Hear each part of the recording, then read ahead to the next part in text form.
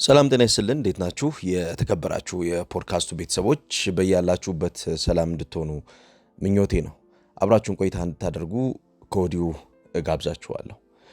በእያንዳንዱ የቡድን ግንባታ ሂደት ውስጥ እንደምታውቁት የቡድን ግንባታው ሂደት በጣም ወሳኝ የሚባሉ ክፍልፋይ ሐሳቦች አሉ። እነኚህ ክፍልፋይ ሐሳቦች አሰልጣኞች በተጫዋቾች አማካኝነት ለቡድኑ በሚጠቅም እና ባደገ ደረጃ እንዲተረጎሙ ይፈልጋሉ። ለቡድኑ በሚጠቅምና ባደገ ደረጃ እንዲተረጎሙ መፈለግ ማለት በሜዳ ላይ የሚገኙት ተጫዋቾች ፐርፎርም የሚያደርጉበት አቅም ከሚጠበቀው በላይ እንዲሆን ይፈልጋል ማለት ነው።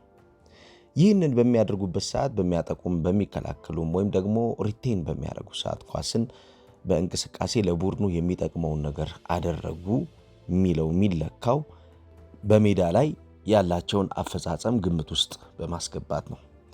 በቅርቡ የሚኬል አርቴታው አርሰናል ኤቤሬቺ ኤዜ በተመለከተ ተቀያሪ ወንበር ላይ በተከታታይ ጨዋታዎች ያስቀመጠው ነበር። ይሄ የበርካታ የስፖርት ቤተሰቦች ጥያቄ ነው።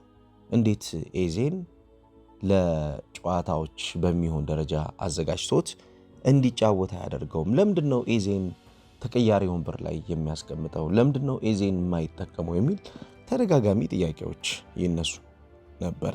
ይህንንም በተመለከተ እኔ አንድ ፕሮዳክሽን እሰራላችኋለሁ ብዬ ነበር እና ፕሮዳክሽኑ በደንብ መታሸትና መታየት ስላለበት ዘግየት ብያለሁ ይህን ፕሮዳክሽን ለመስራት። ዛሬ ግን ትክክለኛው ጊዜ ስለሆነ የኤቤሬቺ ኤዜ ለምን በአርሰናል ቋሚ ሆኖ በየጨዋታዎቹ ሚኬል አርቴታ አላሰለፈውም የሚለውን እመለከትላችኋለሁ። አብራችሁን ቆይታ እንድታደርጉ ከወዲሁ እጋብዛችኋለሁ። በያላችሁበት ጥሩ ጊዜ። ለፖድካስቱ አዲስ ከሆናችሁ የፖድካስቱ ቤተሰብ ሁኑ። የተከበራችሁ አድማጮች እንዲሁም ሼር እና ላይክ ማድረጋችሁን አትዘንጉ፣ ለሌሎች እንዲደርስ ማለት ነው። የሚኬል አርቴታ የጨዋታ ታክቲክ እንደምታውቁት አብዛኛው መሰረት የሚያደርገው ፖሴሽን ቤዝድ የሆነ የጨዋታ ቁጥጥር ይፈልጋል። በዚህ ፖሴሽን ቤዝድ የሆነ የጨዋታ ቁጥጥር ላይ አብዛኛውን ጊዜ ፍሉድ ፓሲንጎች አሉት። ተለዋዋጭ የሆኑ ፖዚሽናሊ ወይም ደግሞ በየአቅጣጫው ለውጦችን የሚመሩ፣ ይህ ማለት የማጥቃት እንቅስቃሴዎችን ወደፊት እንዲሁም የመከላከል እንቅስቃሴዎችን ወደኋላ ባላንስ የሚያደርጉ የኳስ ሽግግሮች አሉት። በጣም ያደጉ የኳስ ሽግግሮች አሉት።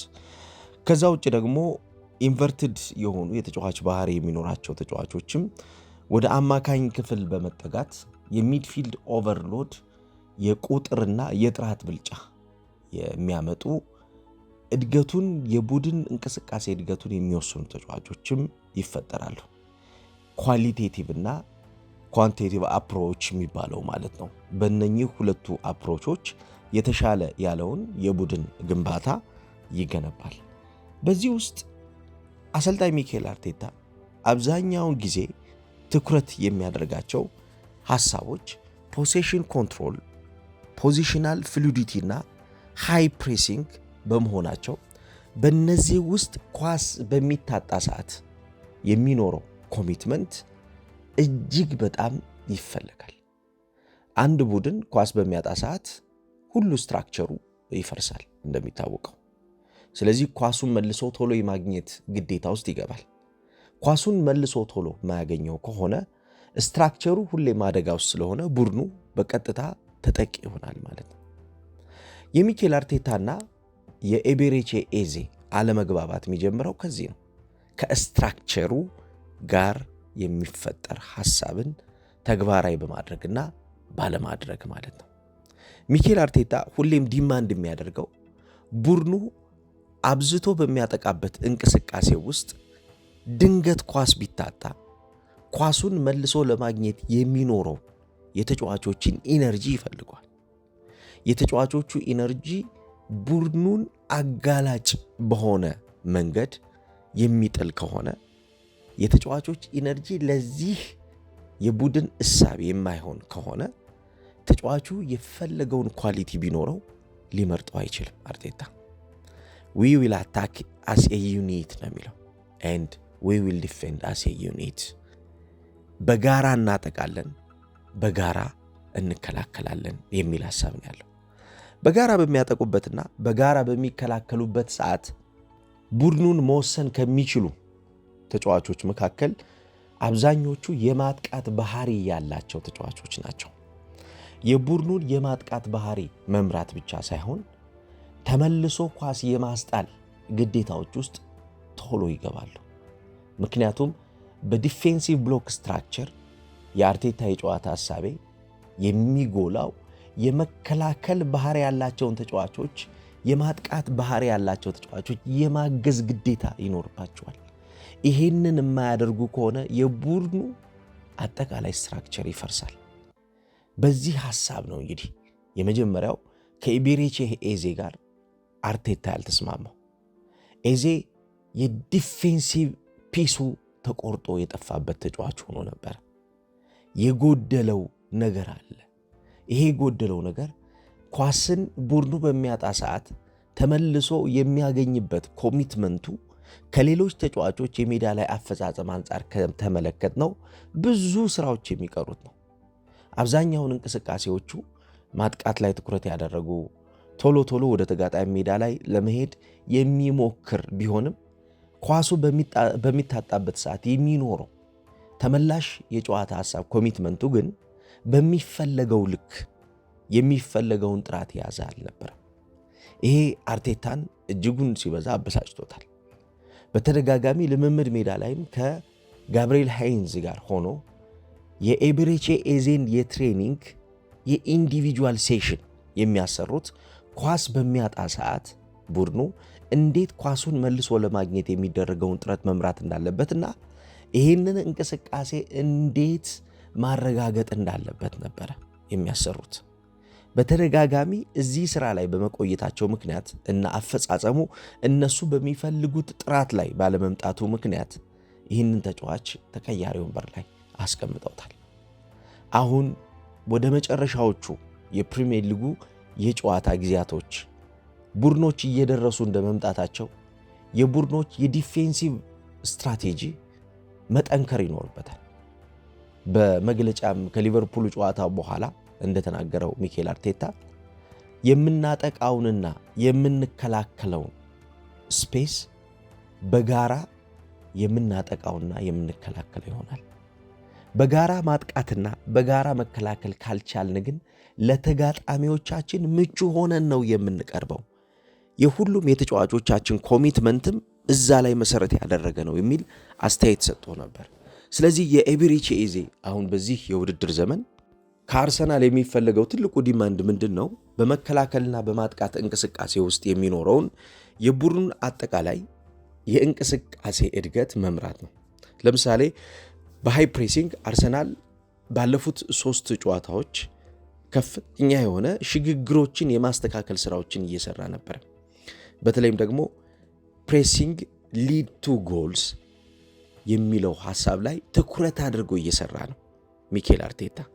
እነኚህ የጨዋታውን ስፔስ ተጭኖ በመጫወት የሚኖራቸው ሚና በተለይም ደግሞ ዊንገሮችና የ10 ቁጥር ሚና ያላቸው ተጫዋቾች ከፍተኛ አስተዋጽኦ ስላላቸው ይህንን ዲማንድ ለማምጣት ኤቤሬቺ ኤዜ ገና ስለሆነ በወሳኝ ጨዋታዎች ላይ ለማሰለፍ ፈቃደኛ ሆኖ ሳይገኝ ቀርቷል። በተለይ ኮምፓክት በሆነ የሚድ ሎው ብሎክ የሚባለው ሐሳቡ ላይ ስትራክቸሩ የሚፈልገው ነገር ምንድን ነው? ዲፌንሲቭ ሶሊዲቲን ዊዝ አታኪንግ ስትራክቸር ስለሆነ ማኔጅ የሚደረግበት ኮማንድ የሚደረግበት እሳቤ በጣም ከፍተኛ ሚና አለው። ይሄንን ለማድረግ ግን የአማካኝ ክፍል ተጫዋቾች አብዛኛውን ጊዜ በእንቅስቃሴ የአጥቂ ክፍል ተጫዋቾች አብዛኛውን ጊዜ በእንቅስቃሴ ከተከላካይ መስመር ተጫዋቾች ጋር የሚኖራቸውን ልዩነት እያጠበቡ መምጣት አለባቸው ብሎ ያስባል። ለምሳሌ ጋብርኤል ወደ መሃል ተጠግቶ ለነ ማርተን ኦደጋርድ እንዲሁም ጋብርኤል ማርቲኔሊና ፊት መስመር ላይ ለሚገኘው ቪክቶር ዮኬሬሽ መቅረብ አለበት ብሎ ያስባል። ይሄ በመካከላቸው የሚኖረው ግንኙነት በቀረበ ቁጥር ለተጋጣሚ የሚሰጡት የጨዋታ አፕሮች ተጋጣሚ በሚፈልገው ስፔስን በቀላል በሚያገኝበት እሳቤ ውስጥ ስለማይሆን ተጋጣሚ እጅግ በጣም ብዙ እንዲያስብ ያደርገዋል። እጅግ በጣም ብዙ ባሰበ ቁጥር ደግሞ ከእንቅስቃሴው እየወጣ ይመጣል። ስለዚህ በሜዳ ውስጥ የሚያደርጉት ነገር ምንድነው? ተጋጣሚ ቶሎ አስቦ ቶሎ አክሽን ውስጥ እንዳይገባ ነው። ስለዚህ ተጋጣሚ ቶሎ አስቦ ቶሎ አክሽን ውስጥ እንዳይገባ የመከላከል አደረጃጀቱን ኮምፓክት የማድረግ ግዴታ ያለባቸው ተጫዋቾች ይፈለጋሉ ማለት። ይሄንን ለማድረግ ኤቤሬቺ ኤዜ እየተቸገረ ነበር። ዲፌንሲቭ ሶሊዲቲ ላይ የአርሰናል መሰረታዊ የሆነ የእንቅስቃሴ እድገት ስለሚፈለግ ኤቤሬቺ ኤዜ ይሄንን ለማድረግ ገና ብዙ ስራዎች ይቀሩታል። ከዛ ውጭ የኤቤሬቺ ኤዜ ትልቁ ፈተና የሆነው ምንድነው? ሪከቨሪ ራኖች ላይ ቶሎ የማገገሚያ ሩጫዎችን አድርጎ አርሰናል ተመልሶ በሚያጣቸው እንቅስቃሴዎች ውስጥ እስከ መጨረሻው የስታርቲንግ አታኪንግ ፖይንት የሚለው አርቴታ ቦታ ድረስ ለመድረስ ፍላጎት ያለው ተጫዋች ይሆናል። በነገራችን ላይ የስታርቲንግ አታኪንግ ፖይንት ማለት በአርቴታ የዲፌንሲቭ ስትራክቸር የሚጀምርበት ወይም የመከላከል ቅርጹ የሚጀምርበት። ይሄ ማለት ከኋላ ኳስ ኢንሳይስ አድርጎ ወይም ደግሞ ከኋላ እንቅስቃሴውን የሚጀምርበት እሳቤ ለሱ መከላከል አይደለም፣ ለሱ ማጥቃት ነው። ምክንያቱም ያ እንቅስቃሴ አድጎ ነው መጨረሻ ላይ ተጋጣሚ ሜዳ ሳጥን ገብቶ መፍትሄ ፈልጎ ጎል የሚያስቆጥረው። ስለዚህ የሱ የዲፌንሲቭ ስትራክቸር ሌሎች የሚሉት ለሱ ግን የአታኪንግ ስትራክቸር አዜ ዩኒት የሚጫወቱበት ቦታ ነው። እዚህ ቦታ ላይ ኤቤሬቺ ኤዜ ኳስ ከታጣ በኋላ ተመልሶ የቡድን ጓደኞቹን የሚያግዝበት ኮሚትመንትና ፍላጎቱ ሚኬል አርቴታን አላሰመነው። መጨረሻ ላይ በማጥቃት እንቅስቃሴ ለምሳሌ ከኤቤሬቺ ኤዜ ጋር ከተነጋገረባቸው ፖይንቶች ውስጥ ምንድነው? ኢዝሊ ኳስ በሚታጣበት ሰዓት ኢዝሊ ኳስ በምታጣ ሰዓት መልሰ ኳስ ለመከላከል የመጀመሪያው ሰው እንደመሆንህ እዛ ቦታ ላይ ያለ ኮሚትመንት በቂ አይደለም። የምንፈልገው ኢነርጂ በውስጥ የለም። ያን የምንፈልገውን ኢነርጂ ልትሰጠን ይገባልም ነው ጭቅጭቁ የነበረው። ያ የሚፈልጉት ኢነርጂ በዚህ ተጫዋች ውስጥ እስካላገኙ ድረስ ይሄ ተጫዋች የሚፈልጉትን ነገር በቀላሉ መስጠት ካልቻለ የማጥቃትም ሆነ የመከላከል እንቅስቃሴው ጠንካራ ሊሆን እንደማይችል ያው ግልጽ ነው። ስለዚህ ማጥቃት አብዛኛውን ጊዜ አስተማማኝ ሊሆን የሚችለው ኮሚትመንቱ የመከላከል ኮሚትመንቱ ያላቸው ተጫዋቾች በቡድን ውስጥ ሲኖሩ ነው።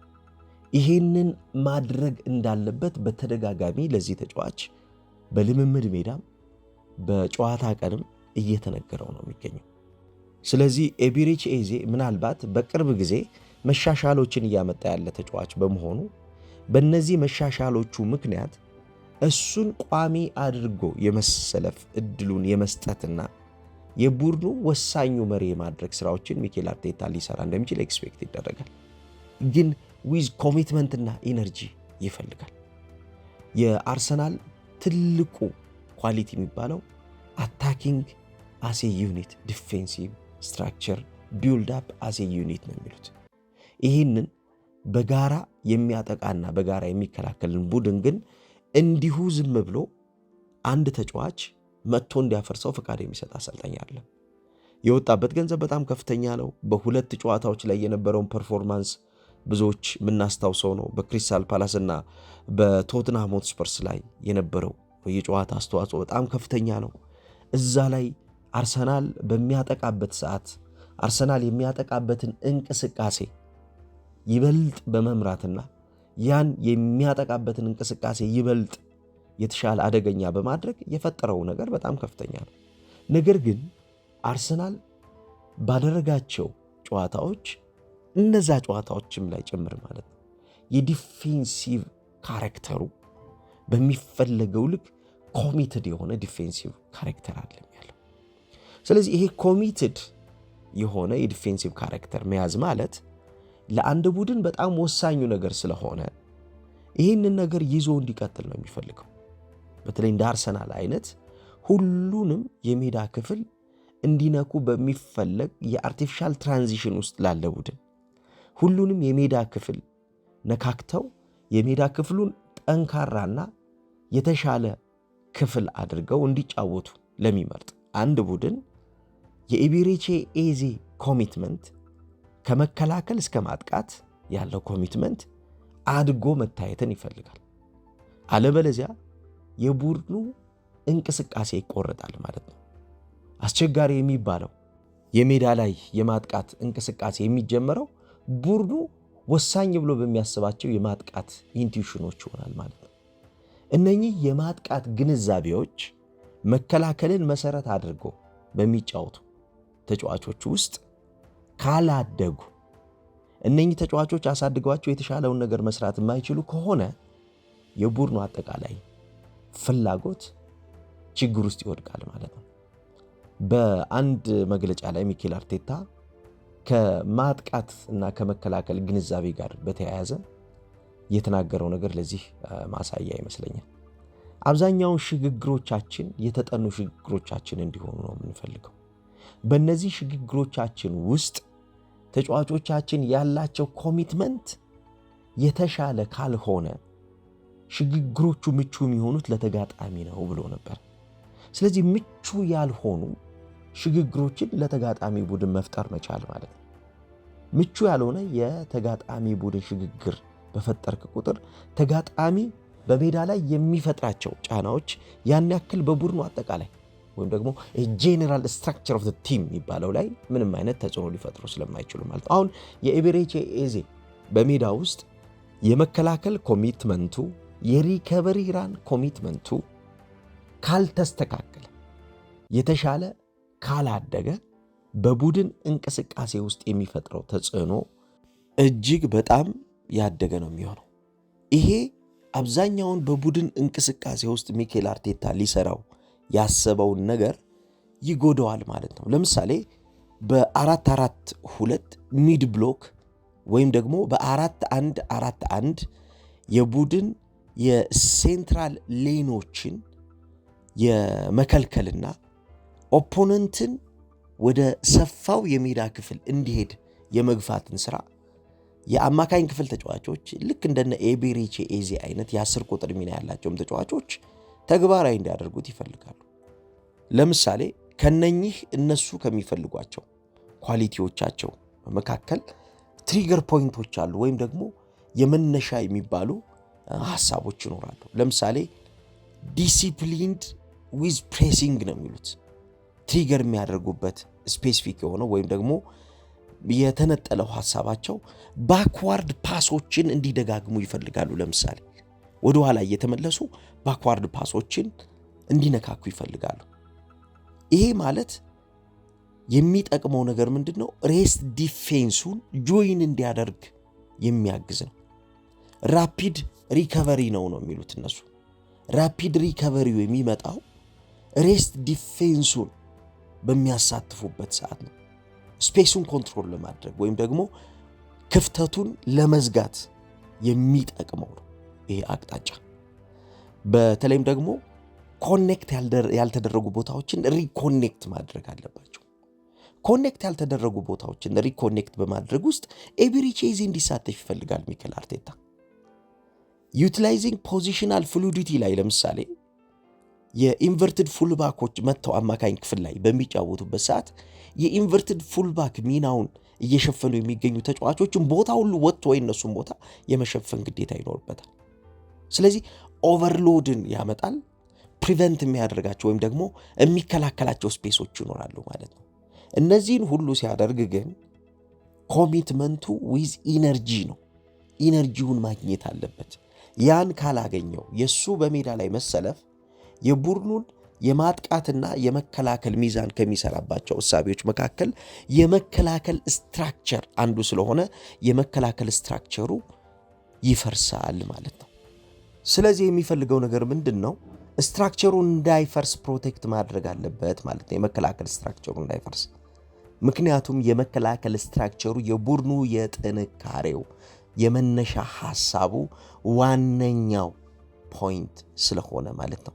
ኤቤሬቺ ኤዜ በዚህ ሰዓት አብዝቶ ጨዋታዎችን እያደረገ የማይገኘው ሚኬል አርቴታ እየመረጠው ያልሆነ አሁን የተወሰኑ የጨዋታ ጊዜያቶችን እየሰጠው የሚገኘው እናም በኤፍኤ ካፕ በሊግ ካፕ ጨዋታዎች እየሞከረው እያሳደገው የሚገኘው የመከላከል ኮሚትመንቱ ላይ ስላልረካበት እንደሆነ ግልጽ ነው።